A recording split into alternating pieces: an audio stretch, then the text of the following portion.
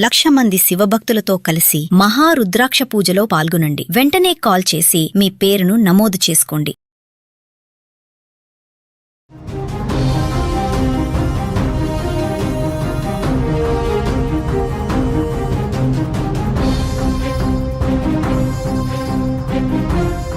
నమస్తే, welcome to our channel. ప్రస్తుతం మనతో పాటు ఉన్నారు అనలిస్ట్ రామకృష్ణ గారు. సార్తో మాట్లాడదు. నమస్తే సార్. నమస్కారం అమ్మా. సార్, మరి ఇప్పుడు అమెరికాలో ఉద్యోగాలు సంగతి చూసుకున్నా, చదువుకోవడానికి వెళ్ళాలనుకునే వాళ్ళు, స్టూడెంట్స్ పరంగా చూసుకున్నా, మరి బాధ్యతలు చేపట్టాక మన భారతీయులకు వచ్చినటువంటి కష్టాలు ఏంటి, నష్టాలు ఏంటి, జాబ్స్ ఉంటాయంటారా? అయితే ఇక్కడ మనం ఫస్ట్ చాలాసార్లు భయపడేది ఏంటంటే ఇప్పుడు వెళ్ళొచ్చా వెళ్ళకూడదా అనేది ఫస్ట్ ప్రశ్న. ఎస్, చదువుకోవడానికి అయితే వెళ్ళండి. మీకు వీసా వచ్చిందంటే చక్కగా వెళ్ళండి. ఎందుకు? మీకు వీసా వచ్చిందంటే వాళ్ళు ఏమో వెంటనే గెంటేయలేరు. మీరు చదువుకోవడానికి వెళ్తున్నారు కాబట్టి చదువుకుంటారు. చదువుకున్న తర్వాత దాని తాలూకా కంటిన్యూషన్గా ఓపీటీ ఉంటాయి, సిపిటీ ఓపీటీలు ఉంటాయి, అవి చేసుకుంటారు. ఓకే, అక్కడ దాకా కథ అయితే చాలు, ఏం ప్రాబ్లం లేదు. అక్కడి నుంచి దీని ద్వారా మీరు ఉద్యోగం తెచ్చుకొని అక్కడ సెటిల్ అయ్యి ఒక సిటిజన్గా మారదాము, లేకపోతే గ్రీన్ కార్డు తెచ్చుకుందాము అనుకుంటే మాత్రం, అంటే సినిమా ఫస్ట్ పార్ట్ తీసేస్తే ఓకే, మీరు సీక్వెల్ ప్రీక్వెల్ ఇవన్నీ చేద్దాం అనుకున్నారు అనుకోండి, పార్ట్ 2, పార్ట్ 3, పార్ట్ 4 అయితే కొంచెం ఆగండి. ఇప్పుడు ఎందుకయ్యా అంటే ఇక్కడ చాలా పరిస్థితి కొంచెం అనిశ్చితత చాలా ఎక్కువ ఉంది. ఆల్రెడీ ఆయన మొన్న ఒక సైన్ చేసిన ఎగ్జిక్యూటివ్ ఆర్డర్ ఏదైతే ఉందో దానిలో చాలా పెద్ద షాక్. ఏంటి? బర్త్ రైట్ సిటిజన్షిప్ అనే దాని మీద చాలా పెద్ద షాక్ వచ్చింది.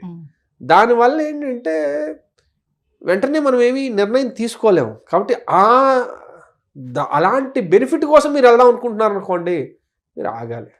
చదువుకోవడానికి కోసం అయితే వెళ్ళొచ్చు, నిరభ్యంతరంగా వెళ్ళొచ్చు. పర్మనెంట్ గా ఉందామని ఆలోచనతో వెళ్ళకూడదు.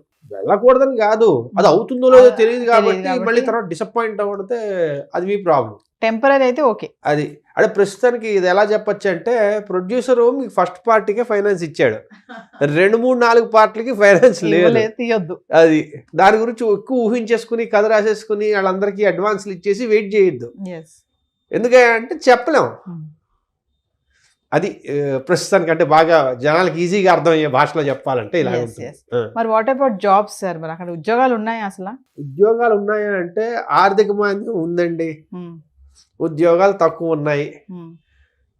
ఇది సరిపోదనంటూ ఏ తాలూకు ప్రభావం ఇంకా మనం చూడట్లేదు. అది మొదలైన తర్వాత ఎలా ఉంటుందంటే, ఒక్క ఉదాహరణ ఇస్తాం మీకు చక్కగా అర్థమైపోవడానికి, అంటే మన వ్యూవర్స్కి టెక్నాలజీ తగ్గ పవర్ అర్థం కావడానికి ఒక ఎగ్జాంపుల్ ఇస్తా.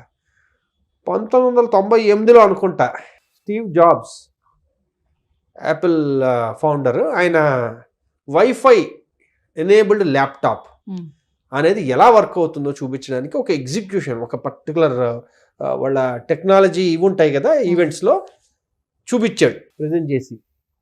మైండ్ బ్లోయింగ్ అది. అప్పట్లో చాలా ఎక్స్పెన్సివ్ అది. ఇప్పుడు వైఫై ఎనేబుల్ అవ్వని డివైస్ ఏదో చెప్పండి నాకు.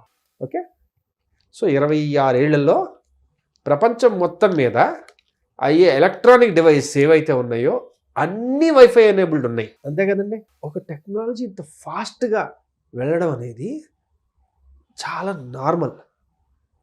అందున ఆ టెక్నాలజీ వల్ల బిజినెస్లకు లాభాలు ఉన్నాయంటే అది ఇంకా ఫాస్ట్గా వెళ్తుంది. ఆర్టిఫిషియల్ ఇంటెలిజెన్స్ అంటే అలాంటిది. ఇప్పుడు అది ప్రతి ఏరియాలోకి వెళ్తోంది.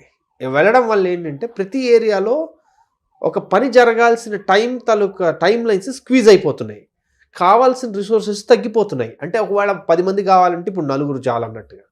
కాబట్టి న్యాచురల్లీ కొత్త ఉద్యోగాలు వస్తున్నాయి, పాత ఉద్యోగాలు బాగా తగ్గిపోతున్నాయి. కాబట్టి జాబ్ క్రియేషన్ అనేది అంత ఫాస్ట్గా ఉండదు. దానికి తోడు వాళ్ళు ఆల్రెడీ ఆర్థిక మాంద్యంలో ఉన్నారు. కాబట్టి ప్రస్తుతానికైతే జాబ్స్ తక్కువగానే ఉన్నాయి. చాలామంది ఎంఎస్లు కంప్లీట్ చేసుకుని ఓపీటీ ఎక్స్టెన్షన్లు పెట్టించుకుని చాలా ట్రై చేస్తున్నారు, అక్కడే వెయిట్ చేస్తున్నారు ఎప్పటికైనా వస్తాయని. కానీ కొంచెం కష్టంగా ఉంది, ఇదైతే వాస్తవం.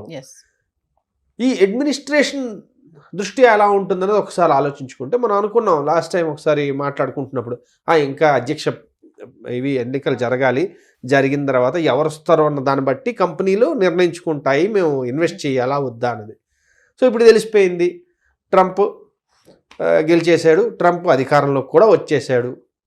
ఈయన ఎలాంటి వాడయ్యా, బిజినెస్ని బాగా డెవలప్ చేయాలనుకుని కోరుకునే మనిషే, ఎక్కువగా అమెరికాలోని మ్యానుఫ్యాక్చరింగ్ అవ్వాలని కోరుకునే మనిషే.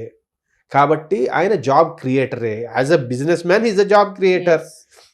అదే పనిలో ఎలాన్ మస్క్ని ఆయన అడ్మినిస్ట్రేషన్లోకి తీసుకున్నాడు, ఆయన జాబ్ క్రియేటరే. కాబట్టి వీళ్ళు చెప్తే చేసే రకాలు, శషబిషలు ఉండవు.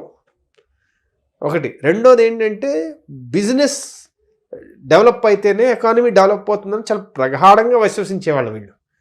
కాబట్టి జాబ్ క్రియేషన్ అనేది వీళ్ళకు one of the important aspect అనమాట, వీళ్ళు ముందుకు తీసుకెళ్లాలనుకుంటుంది. కాబట్టి జాబ్ క్రియేషన్లో భాగంగా ఏమైనా కొత్త ఉద్యోగాలు రావచ్చు, వీళ్ళు దాన్ని సపోర్ట్ చేయొచ్చు అనేది నా ఉద్దేశం. ట్రంప్ అంటున్నాడు కదా సార్, స్మార్ట్ గైస్ కావాలి నాకు, టాలెంట్ ఉన్న వాళ్ళకే నేను ఇప్పుడు ఎంట్రీ ఇస్తాను, వాళ్ళకి H1B వీసా కూడా అలొకేట్ ఉంటుంది, ఎవరు పడితే వాళ్ళు రావడానికి లేదు, ఎందుకంటే టాలెంట్స్ ఉంటే వాళ్ళు ఇంకొంతమందిని ట్రైన్ అప్ చేస్తారు. ఇంకోటి ఏంటంటే అమెరికా యొక్క ఆర్థికాభివృద్ధి కూడా బిజినెస్ వీళ్ళ యొక్క దాని మీద టాలెంట్ ఉంటేనే మాది కూడా డెవలప్ అవుతుందన్న ఒక ఆలోచనతో ఉన్నారు. కాబట్టి అంటే ఎవరు పడితే వాళ్ళు ఇప్పుడు అమెరికా వెళ్ళిపోవాలని ఆలోచన బయట రావాలి అని అంటారా? అంటే మనం H1B తలకు ముఖ్య ఉద్దేశం ఆలోచించాలి. అసలు H1B అనేది ఎందుకు పెట్టారు? ఎక్సెప్షనల్లీ టాలెంటెడ్ పీపుల్, వాళ్ళకి ఎవరైతే పనికొస్తారో వాళ్ళకి యాజ్ దాన్ని ఏమంటారు ఎక్స్టెన్షన్ వాళ్ళు ఇస్తున్నారు అనమాట. అయ్యా రండి మా దగ్గర పని చేయండి, మీ టాలెంట్ మా దేశానికి చాలా అవసరం. కాబట్టి దాన్ని ఏ రకంగా పరిగణించాలి, ఎలాగ వాళ్ళ టాలెంట్ని దాని అంటారు మెజర్ చేయాలి అంటే, ఇంతకుముందు ఒకసారి చెప్పినట్టుగా వాళ్ళు బహుశా పెడితే ఎక్స్ అమౌంట్ ఆఫ్ శాలరీ కన్నా ఎక్కువ ఉన్న వాళ్ళనే H1Bలకి అర్హులుగా చేస్తాం అనొచ్చు. మీరు ఇప్పుడు అన్నారు చూడండి, ఎలాగ మారబోతుందంటే అదొక ఆప్షన్ ఉంది. దానివల్ల ఏమవుతుంది అంటే ఎవరు పడితే వాళ్ళు H1Bలకి అర్హత పొందరు. అర్థమైంది కదా. అదేవిధంగా వాళ్ళు కొన్ని స్పెసిఫిక్ ఇండస్ట్రీస్ మీద ఫోకస్ చేయొచ్చు. అది డిఫెన్స్ అవ్వచ్చు, లేకపోతే ఆర్టిఫిషియల్ ఇంటెలిజెన్స్ అవ్వచ్చు, లేకపోతే ఇంకేమైనా స్పెసిఫిక్ రంగాల్లో వాళ్ళు దృష్టి పెట్టి ఈ రంగాలు మాకు బాగా ఇంపార్టెంట్ కాబట్టి ఈ రంగాల్లో ఎక్సెప్షనల్లీ టాలెంటెడ్ పీపుల్ని నేను తీసుకుందాం అనుకుంటున్నాను, వాళ్ళకి ప్రయారిటీ ఉంటుంది అని కూడా అనొచ్చు. ఎందుకంటే ఇందాక అనుకున్నాం కదా, వాళ్ళు ఏంటంటే వాళ్ళకి ఒక క్లియర్ విషయం అర్థమైపోయింది, ఈ 4 ఏళ్లే ఉంది బై, ఏం చేయాలని 4 ఏళ్ళ మనం చేసేయాలి. కాబట్టి ఇంక ఇందులో అనుమానాలు లేవు. అర్థమైందండి. అందుకు చేసేది చాలా స్పీడ్గా చేస్తారు, అనుకున్న విషయాన్ని చాలా క్లియర్గా వాళ్ళు కమ్యూనికేట్ చేసేస్తున్నారు. కాబట్టి వాళ్ళు జాబ్ క్రియేషన్కే ఉన్నారు తప్ప ఏదో పాపులిజం ఇలాంటివి ఏం లేవు. గవర్నమెంట్ జాబులు చాలా పోతాయి, అది క్లియర్గా ఉంది. కానీ ప్రైవేట్ జాబ్స్ చాలా క్రియేట్ అయ్యే అవకాశం అయితే చాలా క్లియర్గా వాళ్ళ ఉద్దేశం అయితే మాటల్లో కానీ వాళ్ళు చేసే పనుల్లో కానీ అది కనబడుతుంది. కాబట్టి కొంచెం పాజిటివ్ అవుతుందని అనుకోవచ్చు మనం. మన వాళ్ళు కూడా చాలా మంది సార్ టాలెంట్స్ ఏం లేకుండా ఏదో అంటే ఫ్యాషన్ కోసము, ప్రెస్టేజ్ కోసము అక్కడికి వెళ్ళిపోవాలి, అమెరికాలో ఉండాలని కూడా వెళ్తున్నారని అనుకోవచ్చు అంటారా? ఎందుకు వెళ్ళట్లేదు, చక్కగా అలాంటి వాళ్ళు చాలా మంది ఉన్నారు. ఓకే, కొన్ని వేల మంది స్టూడెంట్స్ అక్కడికి వెళ్ళి చదివేదానికంటే దాన్ని ఏమంటారు పార్ట్ టైం చేసుకుంటూ అక్కడ ఎలాగోలాగా ఎస్టాబ్లిష్ అవ్వాలనుకున్న వాళ్ళు చాలామంది ఉన్నారు. అయితే ఏంటంటే అలాగా చేయడం వల్ల ఇప్పుడు ఆ H1B అనేది కొంచెం కష్టతరం అవుతుంటుంది.